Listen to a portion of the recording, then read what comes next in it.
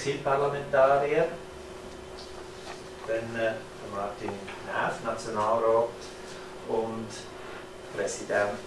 Co-Präsident von der Gruppe für Tibet, Parlamentarische Gruppe für Tibet. Dann Maya Graf als Nationalrätin und Vizepräsidentin von der Parlamentarischen Gruppe für Tibet. Ich bin der Thomas Büchli von der Gesellschaft Schweizerisch-Tibetische Freundschaft, Präsident. Dann der Ningbo Tenzingla als Präsident von der Tibeter-Gemeinschaft Schweiz und Günso Gyaltak als ehemalige Präsidentin von der Tibeter Frauenorganisation Schweiz. Ich möchte Telebern begrüßen zu der Presse- oder Medienkonferenz und hoffe, dass die Presse, die bis jetzt schon berichtet hat, das auch nochmal aufnimmt, anlässlich von unserer Kundgebung am Sonntag und als wichtiges Fahrzeug für unsere Aktivitäten rund um den Besuch dient. Wir sind in der Schweiz sehr froh, dass wir eine Meinungsfreiheit haben, dass wir die offen und frei können kundtun. Und das ist leider ja in Tibet und in ganz China zunehmend nicht mehr möglich. Wer sich dort getraut, das zu machen, was wir machen, der muss das Leben riskieren. Die Situation für uns als Tibet-Organisationen ist so, dass uns auch bewusst worden ist, jetzt im Zusammenhang mit dem Staatsbesuch vom chinesischen Präsidenten Xi Jinping, dass die Sicherheitsmaßen enorm sind und dass unsere Kundgebungsaktivitäten von einem grossen Aufwand an Sicherheitsmaßnahmen begleitet werden. Die Behörden stehen unter einem riesigen Druck, dass man die chinesische Regierung nicht stark verärgern und dass man möglichst alle Steine aus dem Weg räumt, dass sie können da ihren Besuch durchführen können. Und durch das sind dann die Sicherheitsmaßnahmen so, dass wenn jemand in der Schweiz heute einen Protest würde probieren zu machen, während dass der Staatspräsident von China da ist, dass er auch in der Schweiz würde das Leben riskieren. Das ist uns so mitgeteilt worden und hat uns doch sehr schockiert, wie weit das geht. Wir haben dann aber in mehreren Sitzungen auf lokaler Ebene und auf eidgenössischer Ebene für die Tibet-Organisation doch einen gut schweizerischen Kompromiss für Kundgebungen können aushandeln, dass wir am Sonntag, 15.01. vom 10 bis 12 Uhr auf dem Weissenhausplatz in Bern können unsere Kundgebung durchführen. Die Behörden sind uns sehr sympathisch entgegengekommen. Sie haben volle Sympathie auch für unser Anliegen und das hat uns natürlich besonders gefreut. Unterdessen haben wir auch in Genf jetzt eine Bewilligung bekommen und können dort am 17. Januar vor der UNO auf Place des Nations eine Kundgebung durchführen. Aber auch ebenso wichtig, oder für uns jetzt besonders im Zentrum steht, das, was ich da hinten projiziert habe, nämlich unseren Aufruf, also der Aufruf von den Tibet-Organisationen an Xi Jinping. Tibet braucht Dialog, und zwar einen Dialog zwischen tibetischen Regierungsstellen, zwischen chinesischen Regierungsstellen und den Vertretern von Dalai Lama, wo doch wieder in ein Gespräch kommen. Aber dazu würde der Präsident von der TGSL jetzt etwas sagen, Herr Ningbo.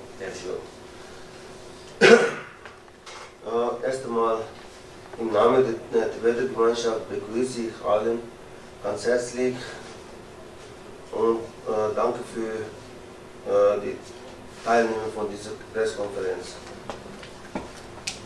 Und mein Name ist Tenzin Ningbu und ich bin der Präsident von Tibeter Gemeinschaft in der Schweiz und Liechtenstein. Und wir haben rund 6000 Tibeter und Tibeterinnen in unserer Gemeinschaft und eingeteilt in 25 Sektionen in der Schweiz.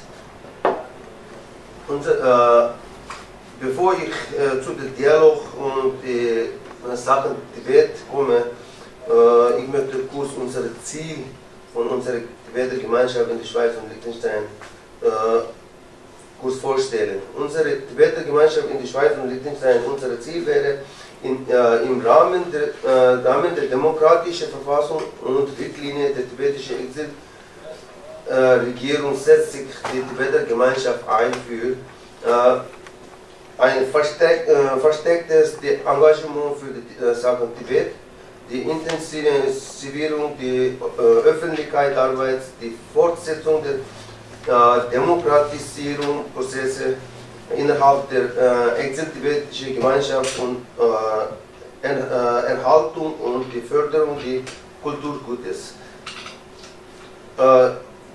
Und danach möchte ich die momentan jetzige Situation im Tibet kurz vornehmen, die seit 1959 bis heute Situation im Tibet ist. Tibet wird immer schlechter, die Menschenrechtslage im Tibet bleibt weiterhin düster aufgrund der systematischen Unterdrückung und Verletzung der Grundrechte der Tibeter und Tibeter im Tibet. Menschenrechte im Tibet leidet politische Unterdrückung von China und Verletzung der Meinungsfreiheit und Menschenrechte. Alleine seit 2008 werden über 120 Landleute zu Haftstrafe über 10 Jahre verurteilt. Wir wissen von mehr als 2000 politischen Gefangenen im Tibet, die sich seit 1992 noch immer in chinesischer Gefangenschaft befindet. Und seit 2009 haben 145 Tibeter in Tibet selbst angekündigt und gegen chinesische Herrschaft demonstriert. Von dem jeder Selbstverbrenner fordert die Freiheit in Tibet und die Rückkehr seiner Heiligkeit Dalai Lama nach Tibet. Jetzt laufende illegale Zerstörung der Larungar Institution im Tibet, die größte buddhistische Institution der Welt, leidet jetzt unter Zerstörung von chinesischer Macht. Welche sind unvorstellbar in dieser Generation. Deswegen repräsentativ von seiner Heiligkeit der Dalai Lama versuchten von längerer Zeit einen Dialog zwischen chinesischer Regierung durchführen. Aber bis jetzt haben keine Reaktion von chinesischer Seite, weil die chinesische Regierung wollen der Land, nicht die Landleute, seine Kulturen und Religion. Durch diesen einzigen Grund wollen die chinesische Regierung keinen Dialog einführen. Zum Tibet zu schützen von chinesischer Macht, wir brauchen dringend Unterstützung von Welt und Vereinten Nationen, dass ein Dialog zwischen China und repräsentativ von seiner Heiligkeit der Dalai Lama einführen lassen.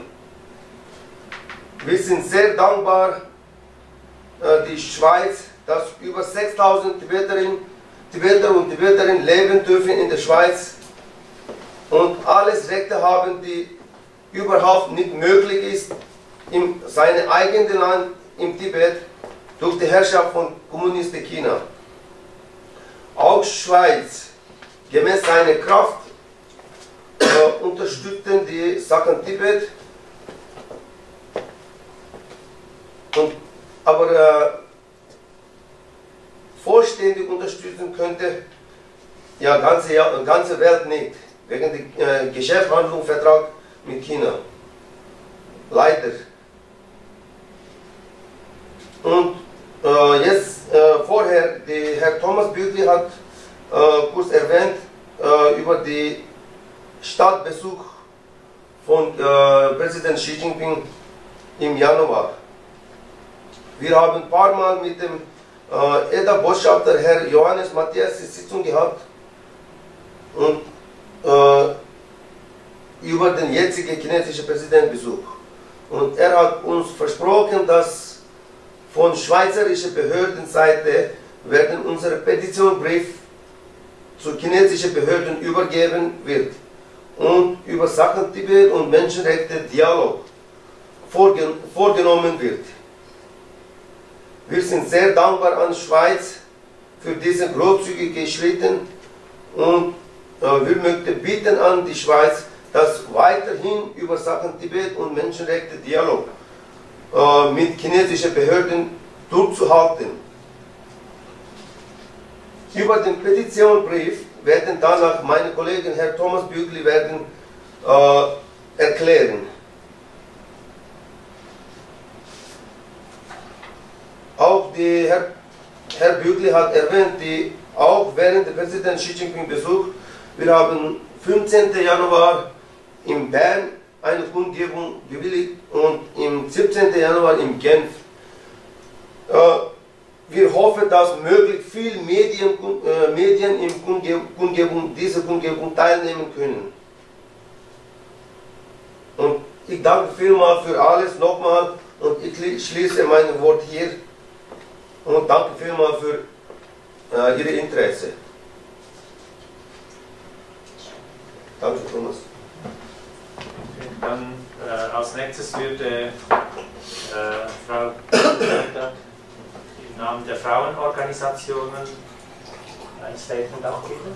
Ja, ich vertrete die tibetische Frauenorganisation in der Schweiz und wir sind auch Mitglied von IONF, Dachverband von der Schweizerischen Frauenorganisation, dessen Co-Präsidentin Maya Franz. Ich danke dir im Namen der Frauen, dass du dich für sie einsetzt. Ich werde kurz über den Panchen Lama sprechen. Vor 21 Jahren verschwand der 11. Panchen Lama Gendünche Gyima, die zweithöchste spirituelle Persönlichkeit Tibets. Er wurde von der chinesischen Regierung in Gewahrsam genommen. Am 14. Mai bestätigte seine Heiligkeit der Dalai Lama den damals 6-jährigen Gendünche Gyima als die Wiedergeburt des 10. Panchen Lama. 3 Tage später, am 17. Mai 1995, entführte die chinesische Regierung den Knaben und seine Eltern und seitdem sind sie verschwunden. Es gibt keine zuverlässigen Informationen darüber, wie es ihnen geht und ob sie überhaupt am Leben sind. Trotz wiederholter Interventionen seitens des Menschenrechtsrates der Vereinten Nationen, der UN-Arbeitsgruppe über Verschwindenlassen unter Zwang und anderer staatlicher und nichtstaatlicher Gremien, die von der chinesischen Regierung eine Bekanntgabe von Informationen über den Panchen Lama forderten, weigerte diese sich bislang auch nur die geringste Information herauszugeben. Sie wiederholt nur fortwährend ihre stereotype Antwort, Gendünche Gyima und seine Familie erfreuen sich bester Gesundheit, aber wünschten nicht gestört zu werden. Und wir von der Frauenorganisation, wir feiern jedes Jahr seinen Geburtstag öffentlich und wir fordern die chinesische Regierung auf, ihn freizulassen. Dann als nächstes würde Chitu Champasandola als Exilparlamentarier ein Statement abgeben. Bitte. Also, zuerst möchte ich gerne ganz herzlich Danke für Tele Bern sagen Und natürlich möchte ich gerne auch durch diese Gelegenheit Schweizer Regierung, Schweizer Parlamentarier und Schweizerinnen ganz herzlich Danke sagen für das Support in Tibet. Und selbstverständlich möchte ich gerne Maya, Thomas und Martin für ihre Hilfe für Tibet ganz herzlich Danke sagen. Und möchte gerne auch herzlich willkommen heißen für Xi Jinping, für seinen Wahlbesuch in die Schweiz und möchte gerne ihm auch Danke sagen. Aufgrund von seinem Besuch in die Schweiz haben wir jetzt diese Gelegenheit, ihm zu sagen, was passiert in Tibet, worüber wir gar nicht zufrieden sind. So möchte ich ihm gerne ganz herzlich in die Schweiz sagen. Und ich möchte gerne kurz über tibetische Problemlösungspolicy, den Mittelweg-Part oder Mittelweg-Policy kurz zusammenerfassen. Wann ist das stattgefunden? Wie ist das zustande gekommen? So, für das, ich werde sagen jetzt, seit Tibeter in Exil in den letzten 58 Jahren oder seit Tibet unter China ist, ca. 66 Jahre, werde ich diesen Zeitraum in 5 oder 6 verschiedene Stufen, 5 oder 6 verschiedene Gruppen einstufen. So, bevor 1951, Tibet ist nie unter China gewesen. Am 23. Mai 1951, 17. Punktabkommen ist unterzeichnet worden zwischen tibetischen Vertretern und zwischen chinesischen Vertretern. Seitdem ist Tibet unter China gegangen. Und bis 1959, Dalai Lama war in Tibet, hat er Gelegenheit genutzt und probiert wie möglich Tibet in Ruhe zu halten. Leider ist das nicht möglich gewesen und 1959 er floh nach Indien. Er ist gezwungen nach Indien zu fliehen mit ca. 80.000 Tibeter. Und bis jetzt sind wir über 130 Tibeter in Exil. Und zweite Stufe, es geht um 1959 bis 1979. In diesem Zeitraum, die tibetische Regierung Exil hat probiert, voll unabhängiges Tibet mit China zu diskutieren. Sie wollen, unsere Policy ist, dass das Tibet unabhängiges Land wie vor 1941 ist. Darüber wir haben immer probiert. Und seit 1973 und 1976 immer wieder seine Heiligkeit mit Kaschaks, sie haben über tibetische politische Sachen gesprochen und sie haben entschieden, dass das in Zukunft, wir müssen mit chinesischen Dialog führen, um unsere Probleme zu lösen. Und seitdem, 1979, Deng Xiaoping, er hat auch sogar gesagt, außer unabhängiges Tibet kann man über alle Themen diskutieren. So, das ist die dritte Stufe, 1979 bis 1992. Es gab sehr viele Diskussionen zwischen Tibet und China. Circa 19 Mal tibetische Vertreter und chinesische Vertreter, sie haben einen Dialog geführt über unsere politischen Probleme zu lösen. Und leider in 1993 ist dieser Dialog zwischen China und Tibet unterbrochen. Der Grund dafür war, dass die chinesische Regierung geändert wurde und das politische Unterdrückung in Tibet größer geworden. Und dann seit 1993 bis 2001 ist das Dialog zwischen China und Tibet ist unterbrochen worden. Wir haben leider keinen Kontakt gehabt, unsere Probleme zu lösen. Und dann 2002 bis 2010, wir haben wieder gute Beziehungen gehabt mit der chinesischen Regierung. 9-mal sind tibetische Vertreter mit chinesischen Vertretern über politische Sache oder Menschenrechte Lage in Tibet gesprochen worden und sogar einmal in Bern chinesische Konsulat zwischen tibetischen Vertretern und chinesischen Vertretern gesprochen worden. So, der Zeitraum zwischen 2002 bis 2010 war wirklich ein sehr positives Jahr für Tibeter. Wir haben wirklich sehr große Hoffnung gehabt, dass das politische Problem wird gelöst bald. Aber leider in 2010 der Vertreter von Chinesen, Tu Wei Chung, mit ihm hat unser Vertreter immer wieder über Tibet Dialog gehabt und er hat in seiner Rede hat er gesagt, dass das Minority Rights, Minderheitenrechte muss gekürzt werden. Minderheitenrechts wird wird also eingeschränkt. Das war wirklich eine sehr schlechte Nachricht für uns gewesen. Seit 2010 bis jetzt, wir haben leider gar keinen Kontakt oder gar keine Dialog mit chinesischen Vertretern gehabt. So, die sind die 6 Zeitrahmen, die kann man in 6 oder 5 verschiedene Gruppen kann man einstufen. So jetzt seit 2010 bis jetzt haben wir leider keine Kontakt mit der chinesischen Regierung gehabt. Und jetzt frage ich, wann und wie ist Mittelweg Policy entstanden?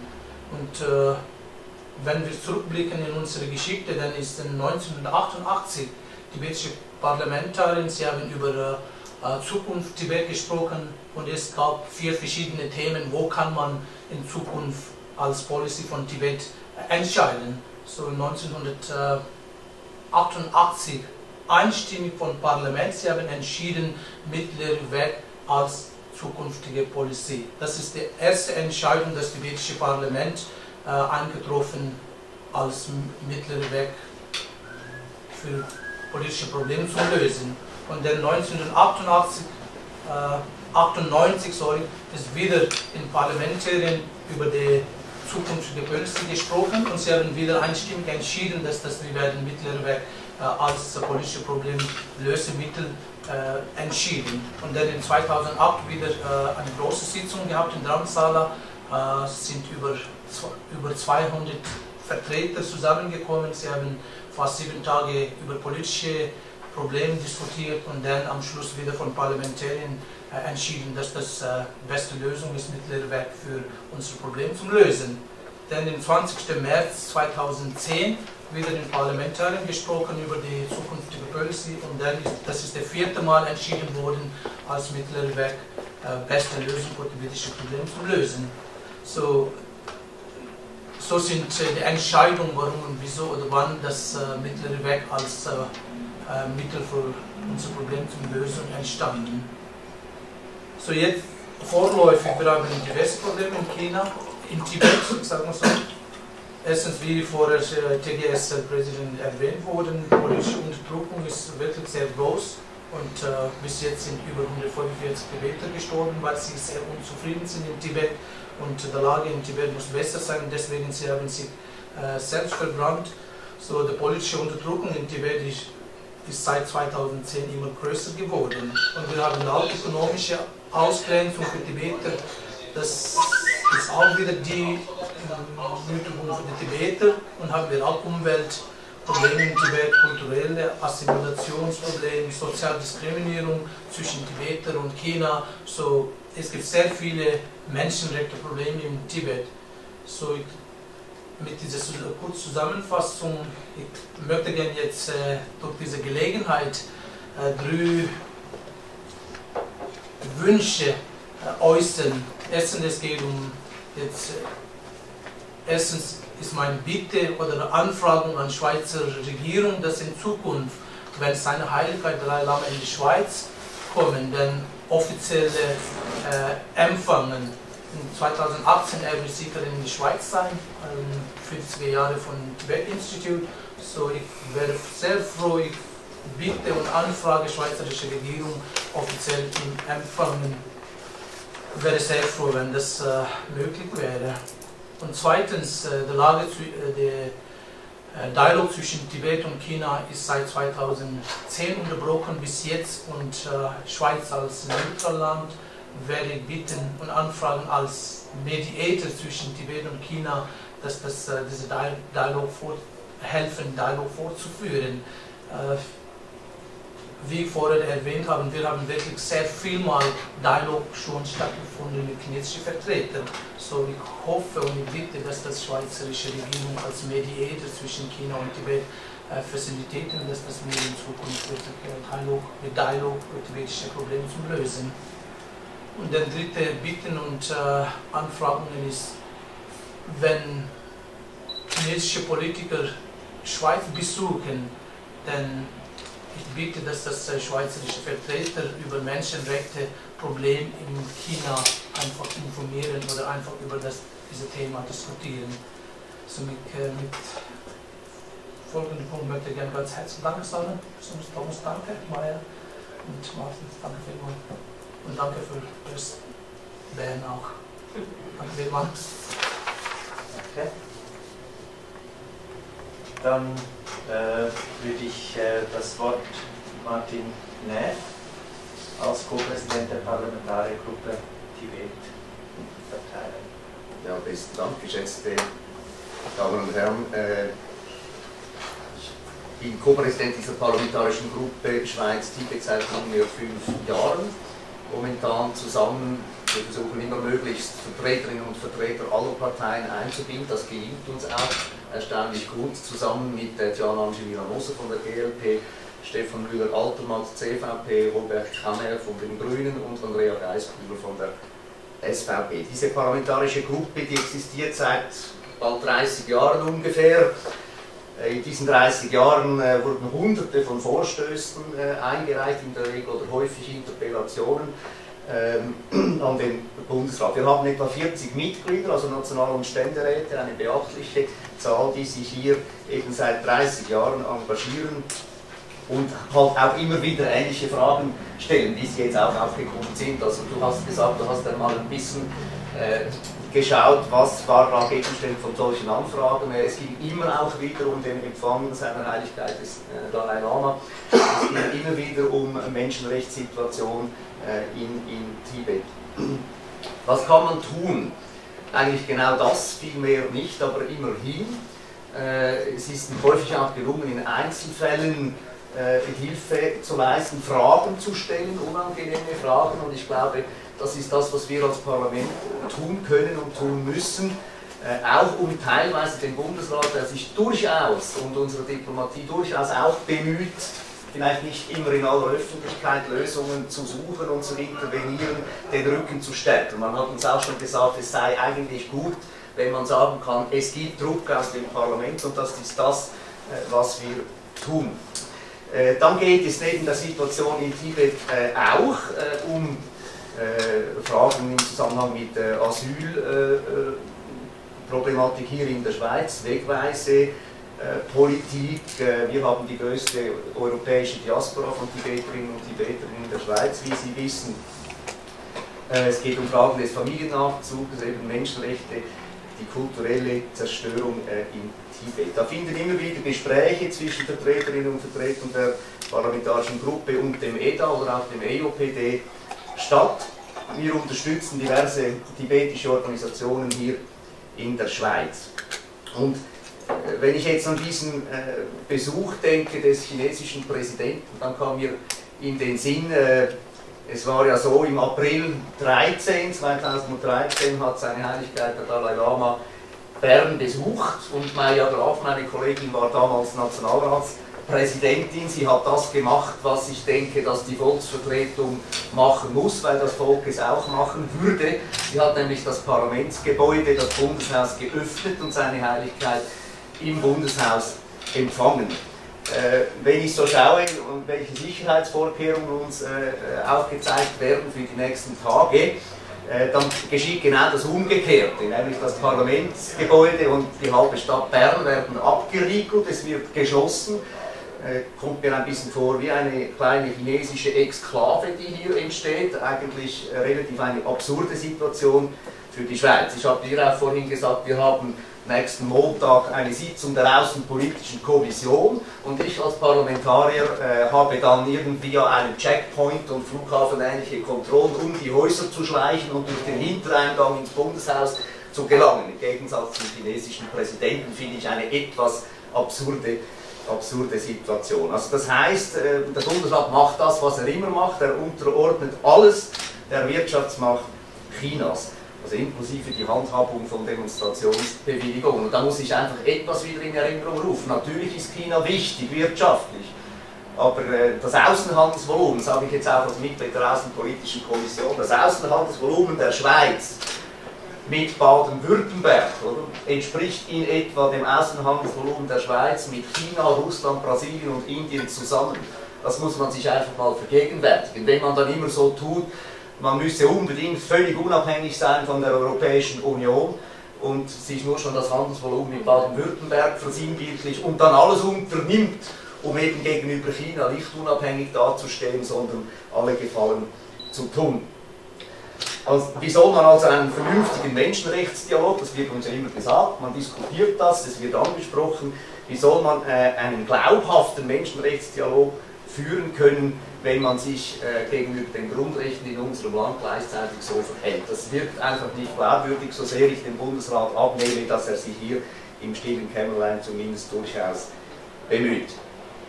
Und ich glaube eben, wir sind ja ein bisschen so das Versuchslabor von China mit dem Freihandelsabkommen. Die Schweiz hat als einziges europäisches Land so ein Freihandelsabkommen abgeschlossen und da gibt es auch einige sehr vage Aussagen für Menschenrechte oder auch die ökologische Nachhaltigkeit.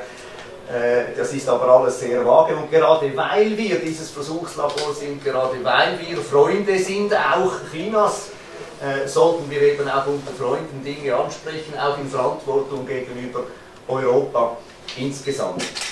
Weil ich finde, und das ist nicht nur eine linke Theorie, eine gute, eine nachhaltige Wirtschaftspolitik, durchaus im Interesse der schweizerischen Wirtschaft, ist immer auch eine soziale, eine ökologische Wirtschaftspolitik und ist immer auch eine Wirtschaftspolitik, die sich eben an den Menschenrechten und an den Arbeitsrechten der Menschen orientiert. So viel dazu. Besten Dank. Also ich kann jetzt Hochdeutsch sagen. Das sind wir gewohnt. Ja, das sind wir gewohnt. Ja. Also, naja. Gut, soll ich auf Hochdeutsch oder soll ich eine Mundart-Variante? Dann willst du auf die Bern kommen, das ist vielleicht. Nein, jetzt auch gut. Das sind wir, das ist Berndeutsch. Berndeutsch? Ich habe nur Basel. Ah ja, sorry, Schweiz. Gut, also, herzlichen Dank. Es ist sehr wichtig, dass wir heute die Pressekonferenz hier haben, obwohl es sehr schade ist, dass sich nicht mehr Medien direkt vor Ort informieren und auch Fragen stellen und in den Dialog mit den Tibeter-Gemeinschaften und den Aktivistinnen, Menschenrechtsaktivistinnen, Parlamentarierinnen und Parlamentarier direkt eigentlich kommen. Und sich da auch damit auseinandersetzen.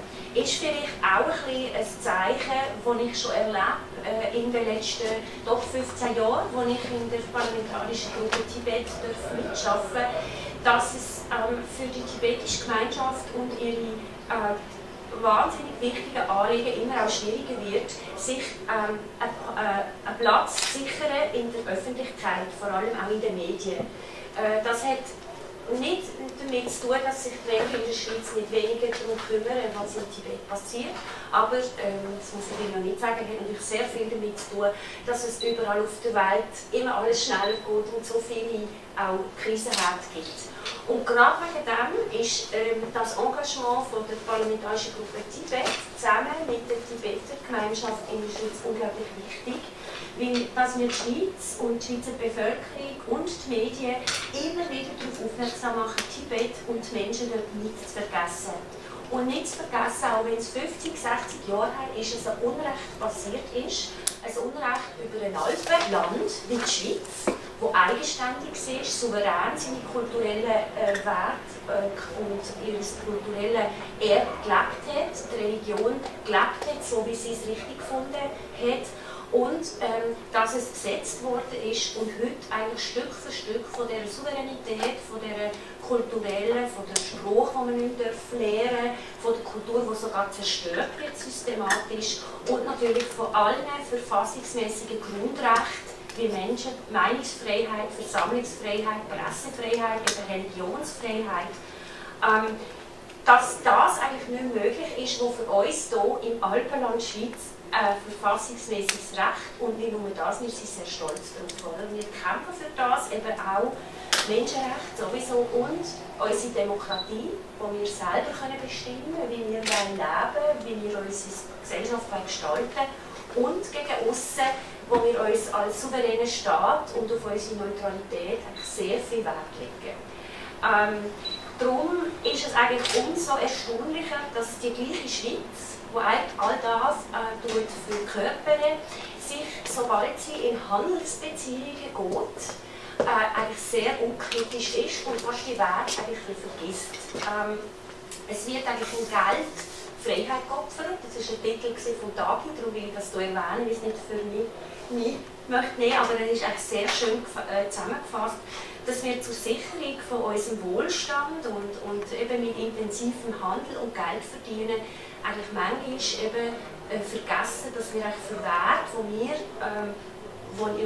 die Grundrechte sind, wo wir selber wollen und müssen und sollen dafür einstehen, auch diesen Menschen zugestanden und diesen Menschen in den Ländern, die mit ihnen handeln.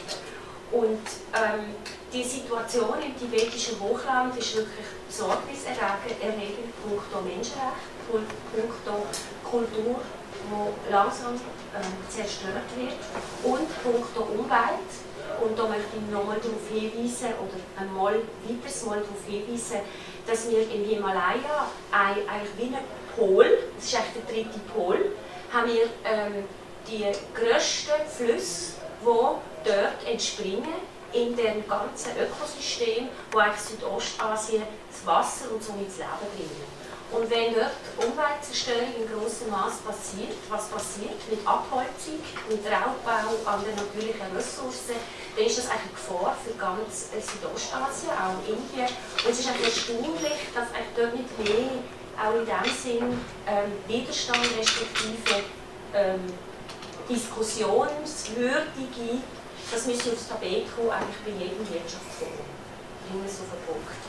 Und diese Sachen alle zusammen, die sind so wichtig, dass wir eigentlich sie dürfen, gerade wenn eine Chance da ist, weil der chinesische Präsident da ist, dass wir die Chance müssen nutzen, die Sorgen, die wir haben, zusammen mit unseren Bürgerinnen und Bürgern, die tibetischer Abstammung sind, viele sind ja Schweizer und Schweizerinnen geworden in den 50, 60 Jahren, und der grossen Tibeter-Gemeinschaft, dass wir unsere Sorge Ausdruck geben und dass wir sagen, wir möchten die Problematiken besprechen und miteinander Lösungen suchen. Und da hat die Schweiz auch eine Verpflichtung, sie ist nämlich UNO-Menschenrechtssitz. Sie hat eben die grösste Tibeter-Gemeinschaft außerhalb Asiens hier in der Schweiz. Und sie hat, eben, der Martin Neffli hat das gezeigt, das erste Freihandelsabkommen, umfassende Freihandelsabkommen mit China, außerhalb sogar Asien, in dem ganzen westlichen Raum eigentlich abgeschlossen. Und das ist wie eine Beispielhaftigkeit. Und wenn dort der Schneider-Ammann verspricht, also ein Parlament verspricht, eine Bevölkerung verspricht, ökologische, soziale Standards sind abgesichert, Menschenrechte auch, dann wollen wir im Dialog hören, ob das 3 Jahre nach Inkrafttreten, was da passiert ist, ob da Fortschritte da sind und ob man darauf beharrt, dass man eben in dieser Diskussion drinnen bleibt. Und das wird auch weiter die Aufgabe sein von der Parlamentarischen Gruppe Tibet, dort den Finger drauf zu heben, dran zu bleiben und wirklich gemeinsam für die Verbesserung von der Situation von den Tibeter und Tibeterinnen, aber auch von ganz vielen chinesischen Aktivisten und Aktivistinnen, die sich für politische Rechte einsetzen, die Arbeiterinnen sind für Tibeter auch, die ins Gefängnis kommen wegen dem und die ihre politischen Rechte auch nicht dürfen ausüben oder eben auch Kulturschaffende in China selber und andere Minderheiten. Da gibt es keinen Ausschluss, sondern da gibt es einen Einschluss von eigentlich allen Menschen. Und ich möchte auch Hongkong erwähnen, wo ich das Seilziehen, was Tibet erlebt hat, vor 60 Jahren gerade erst angefangen hat, indem ja eben Hongkong jetzt chinesisch ist und sie eigentlich jetzt dran sind, ihre Autonomie probieren zu verteidigen. Und ich kann ja fast jeden zweiten Tag lesen, was dort abgeht mit der Repression, die auch in Hongkong zunimmt und im südchinesischen Raum. Und das ist alles so besorgniserregend, dass eigentlich auch unser Bundesrat nicht wegschauen kann. Auch unsere Bundespräsidentin irgendwie eine Verantwortung hat, diese Sorgen an den Verantwortungsträger von der grössten Volkswirtschaft anzutragen. Vielen Dank, Maja. Dann möchte ich jetzt eigentlich zu dem kommen, was wir heute bekannt geben, nämlich den Appellbrief, den wir können über das EDA in der chinesischen Delegation übergeben. In diesem Appellbrief da haben wir verschiedene von diesen Punkten aufzählt, die jetzt schon genannt worden sind. Ich tue die nicht alle jetzt wiederholen, das bringt es nicht, aber ich möchte eigentlich den eigentlichen Appell, den wir formuliert haben, in 5 Punkten, den möchte ich jetzt vorlesen und somit eigentlich bekannt geben, was dann in unserer grossen Hoffnung vom Vertreter vom EDA in sogenannter geeigneter Form der chinesischen Delegation weitergegeben wird. Also wir fordern daher die chinesische Regierung auf, Folgendes umzusetzen: Die Wiederaufnahme des gestoppten Dialogprozesses zwischen den Vertretern seiner Heiligkeit des Dalai Lama und der chinesischen Regierung. Es lohnt sich nicht, eine so kritische Zeit außer Kontrolle geraten zu lassen, sodass sich infolgedessen die Aussichten auf eine Lösung der Frage Tibets vermindern könnten. Das kann nicht im Interesse der Regierung der Volksrepublik China sein. Zweitens, internationalen Beobachtern ist es zu ermöglichen, sich mit dem Panchen Lama und seiner Familie zu treffen. Gelun Chökyi Nyima als dem wirklichen Panchen Lama anzuerkennen und ihm seine rechtmäßige Stellung des 11. Panchen Lama von Tibet zurückzugeben. Drittens, das sofortige Ende der Folter und die Einhaltung des UN-Übereinkommens gegen Folter und andere grausame, unmenschliche oder erniedrigende Behandlung sowie die Freilassung aller politischen Gefangenen Tibets, einschließlich der chinesischen Menschenrechtsverteidiger.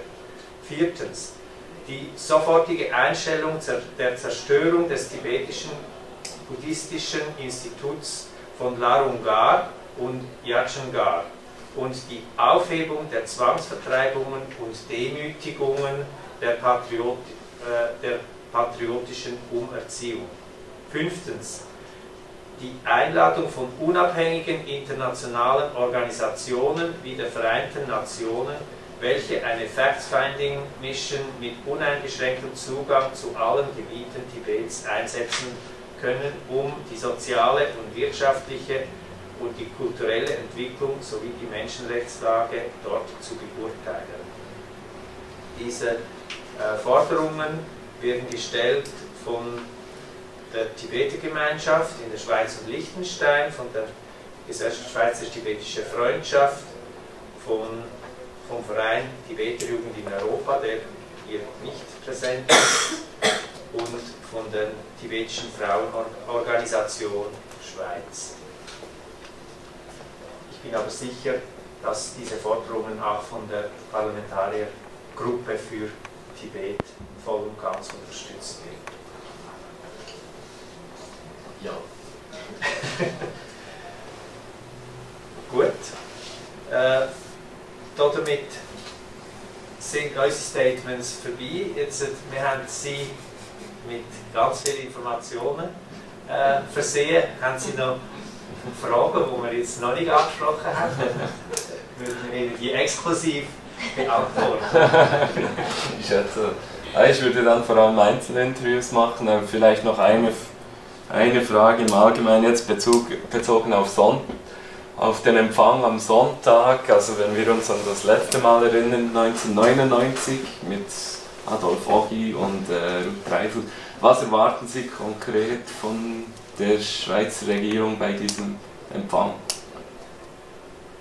Da gebe ich das Wort an den Präsidenten der Tibeter-Gemeinschaft. Also, wie Chamal hat vorher erwähnt, von unserer Seite, willkommen heißen, die Präsident Xi Jinping ist also voll akzeptierbar und voll okay ist von unserer Seite. Wir sind nichts dagegen. Und das ist Stadtbesuch und Sicherheitskonzept und alles, was da hinten kommt. Wir verstehen alles, was Schweiz macht. Ja. Erwarten Sie, dass konkret Tibet und Menschenrechte angesprochen werden? Ja, das haben wir mit dem Außenministerbüro haben wir so angefordert und wir leiten die Petitionsbrief, die haben Sie gesehen, die werden wir dem Außenministerbüro die Botschafter Herrn Matthias übergeben und sicherlich, wie versprochen haben, sicherlich wird noch vorgenommen. Wie empfinden Sie den Dialog mit dem EDA, mit den Schweizer Politikern? Also jetzt nicht Ihnen, aber den Dialog mit der Regierung, wie empfinden Sie den? Ist der gut?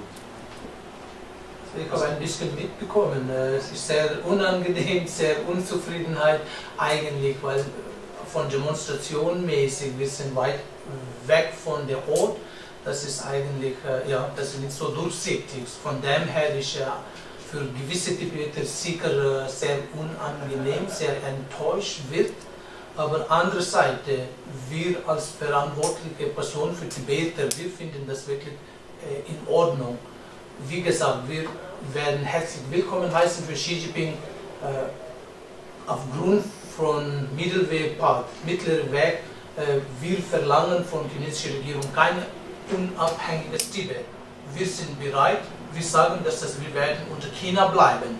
Dafür, wir wollen wirklich eine Jinnen-Autonomie unter chinesischer Regierung in Tibet, wo überall Tibeter wohnen. Deswegen, wir sagen ja, willkommen in die Schweiz. Sogar wir danken Ihnen, dass es Gelegenheit gibt, für uns alle Tibeter zusammenkommen zu lassen, dass wir alle Tibeter werden wieder noch mehr über unsere politischen Probleme in Tibet wieder darüber diskutieren. So, das ist wieder wie immer, Disadvantages und Advantages laufen immer mit. So, sein Besuch ist auch eine große Gelegenheit für uns Tibeter über unsere politischen Probleme zu reden. Und wir haben wieder Gelegenheit mit Maya, Martin, Thomas wieder zu treffen und durch diese Gelegenheit bekommen wir auch eine Zeit zum Bitten und Anfragen Schweizer Regierung oder Schweizer und Schweizerinnen für Support Tibet. So wirklich im Sinne Besuch in die Schweiz ist von unserer Seite her herzlich willkommen. Und wir haben wirklich eine sehr gute Gelegenheit oder wir profitieren viel davon. Obwohl, ja, es gibt unangenehme, ja. Wie empfinden Sie das, Frau Graf? Ja, also ich erwarte natürlich, dass unsere Bundespräsidentin und die gesamte Regierung, sie wird ja gesamt dort sein, dass sie eben diese Swiss Democracy, dass sie das auch an den Mittelpunkt stellen und auch hier im Dialog aufzeigen, welche Grundrechte, welche Bürgerrechte bei uns gelten und dass die für alle Menschen gelten und eigentlich in jeder Situation, solange es natürlich friedlich ist. Und ich denke, keine Gemeinschaft wie die Tibeter hat und Tibeterin hat in diesen schwierigen Situationen, wo die Menschen fast verzweifelt sind, weil sie Angehörige haben, die sterben, die zu Selbstverbrennungen sogar als letztes Mittel greifen und sie sind immer friedlich geblieben, immer. Und ich denke, das ist etwas, was ich ganz wichtig finde, dass man auch erklärt, wie bei uns die Demokratie funktioniert und dass nur freie Bürger und Bürgerinnen eben auch etwas beitragen zu einem Staat, der funktionieren soll und vor allem der auch Wohlstand generieren soll. Und das erwarte ich schon, weil das ist ja eigentlich das Kernstück auch, das wir zeigen wollen. Und das ist auch etwas, das in einem Dialog sehr gut angesprochen werden kann. Und es ist eine Belehrung, wir können einfach zeigen, wie wir es machen. Oder? Und eben, wie gesagt, wir haben diese Verantwortung mit diesem Freihandelsabkommen, das ja jetzt sogar noch ausgeweitet werden soll, wie wir lesen konnten. Ich weiß nicht, ob du da mehr weißt. Also, ja. Aber du hast auch schon gesagt, ja, genau.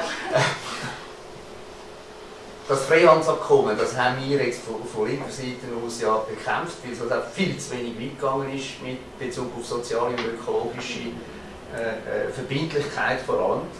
Gleichzeitig, das hast du erwähnt, hat uns der Wirtschaftsminister immer wieder mal versprochen, das werde so eine Art gemonitort, oder? Man würde dann das überprüfen und Rechenschaft, aber bis jetzt haben wir nicht sehr viel gehört, muss man ehrlicherweise dazu sagen. Es ist aber so, dass die Schweiz in der Botschaft in Beijing Person, Diplomat beschäftigt, die sich ganz spezifisch um Menschenrechtsfragen kümmern, die auch schon einmal spezielle Reisebewilligungen bekommen hat, die in einzelnen Fällen sich engagiert hat und so weiter. Nicht so, dass die Schweiz einfach nichts macht.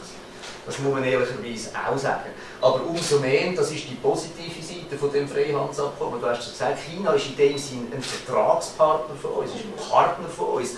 Und die Schweiz hat auch insofern in China eine spezielle Rolle oder genießt eine gewisse Sympathie, weil die Schweiz sehr schnell China als Volksrepublik anerkannt hat. Das heisst, die Schweiz hat auch eine Möglichkeit, in Freundschaft, Dialog zu suchen mit China. Und ich finde, die Schweiz sollte nicht allzu ängstlich sein, so wie das jetzt ein bisschen zum Ausdruck kommt bei den Sicherheitsvorkehrungen, die ich auch verstehe, dass es die gibt, sondern mit einem gewissen freundschaftlichen Selbstbewusstsein auch diesen Dialog zu suchen.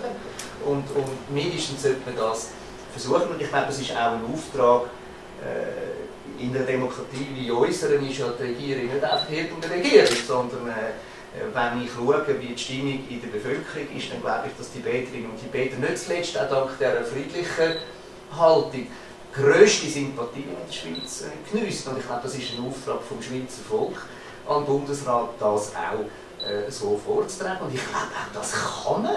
Also das muss man können, wenn ein Präsident von einem befreundeten Staat einen Besuch macht in Bern, auch über solche Aspekte reden. Und ich bin auch zuversichtlich, dass das in geeigneter Form, wie wir gehört haben, schon passiert. Und insofern bin ich nur schon eigentlich froh, oder ist es nur schon für das Verhältnis zu China ein relativ starkes Zeichen, dass man jetzt bereit ist, in geeigneter Form die Petition zu übergeben.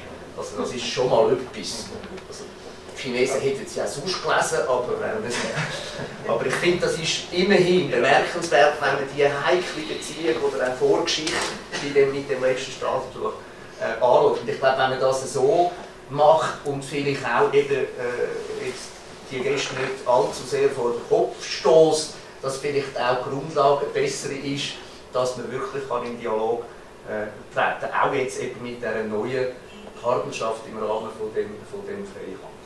Also ich sehe das auch nicht nur negativ. Und es ist gesagt worden von den Kollegen, es ist auch für uns oder für die Tibeterinnen und Tibeter eben ein Anlass, auch können, die Öffentlichkeit in der Schweiz und in Europa aufmerksam zu machen und nicht in Vergessenheit zu gehen. Du hast es vorher eindrücklich gesagt, oder? Es ist im Moment so viel los auf der Welt und wir werden mit so vielen Informationen minütlich gefüttert, dass man manchmal auch ein bisschen vergisst, wo es auch noch Ungerechtigkeiten gibt, Menschenrechtsverletzungen und eben auch ökologische Herausforderungen gibt, wie zum Beispiel. Also ich denke auch, die Schweizer Regierung kann ja stolz genug sein, um für das, was hier steht, für die Demokratie einfach zu äußern. Und wenn sie das nicht tut, dann hat die chinesische Regierung recht, weil sie findet eine Demokratie schwach und führungsschwach und labil. Und das muss die Schweizer Regierung, wie sagt man, widersprechen, dass es eben nicht so ist. Umgekehrt, dass es eben nicht so ist, das muss die Schweiz, sie muss, wie sagt man, stolz genug sein, um das zu äußern, wofür sie steht. Weil das sieht die chinesische Regierung anders. Damals, wo die Demo war, was auf dem Transparenz stand, war Dialog, war nichts Schlimmes. Und schon das hat Xi Jinping so in Rage gebracht. Und der Bundesrat mit Frau Dreyfus geschumpft, Madame, Sie haben Ihr Volk nicht im Griff. Er hat so gemacht.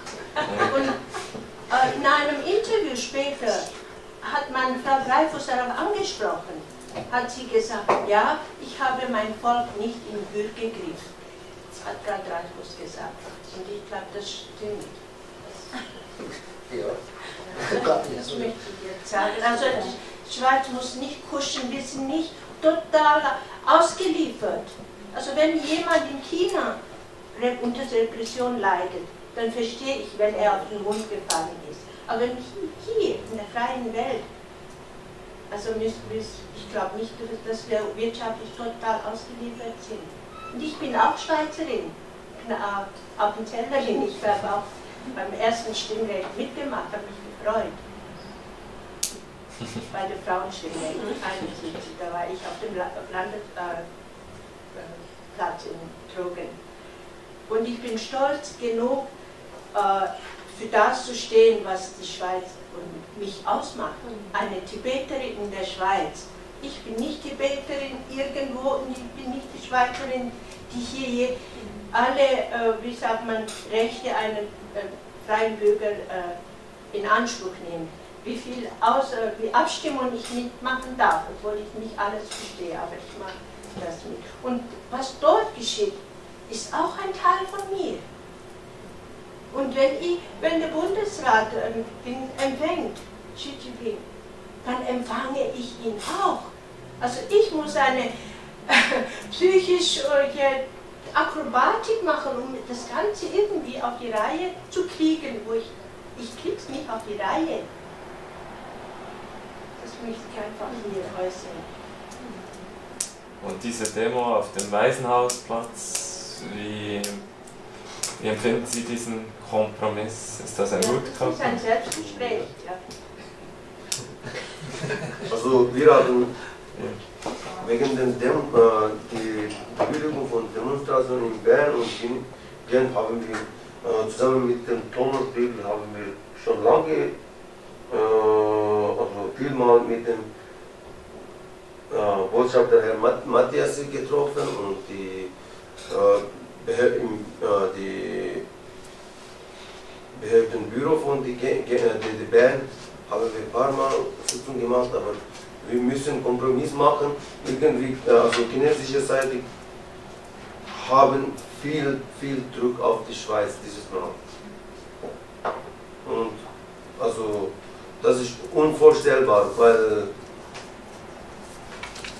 chinesische die Vorbereitungsgruppen sind einen Monat vorher schon in der Schweiz gewesen über solche Sachen zu vorbereiten.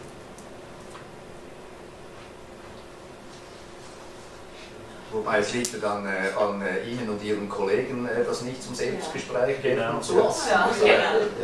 insofern, ich weiß schon, was Sie meint, aber Ja, ich werde da sein. genauso. Ich möchte das auch noch etwas kommentieren. Also in dieser Vorbereitungsphase, als wir über die Kundgebungsmöglichkeiten gesprochen haben, haben wir natürlich im Vertrauen auf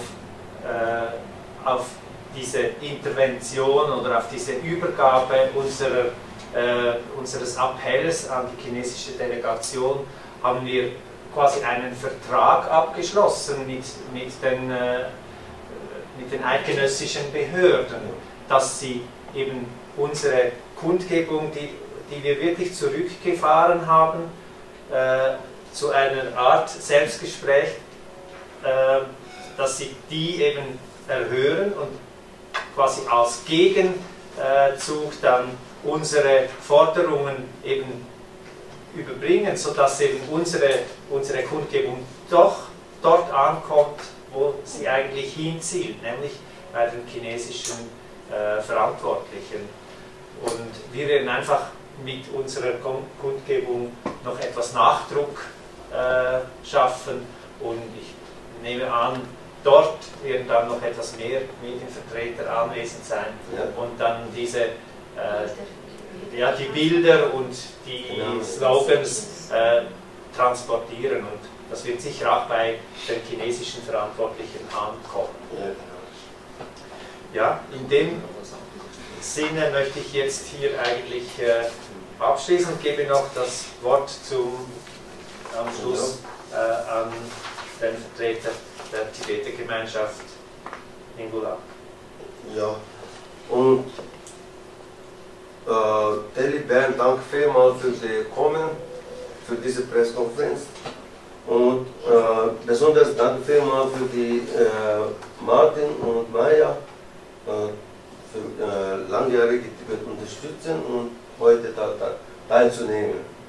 Und natürlich die Tibet-Organisation, Tibet-Frauenorganisation und Gesellschaft Schweizerisch-Tibetische Freundschaft, Präsident Thomas Bürgli, danke vielmals für diese Pressekonferenz zum Organisieren und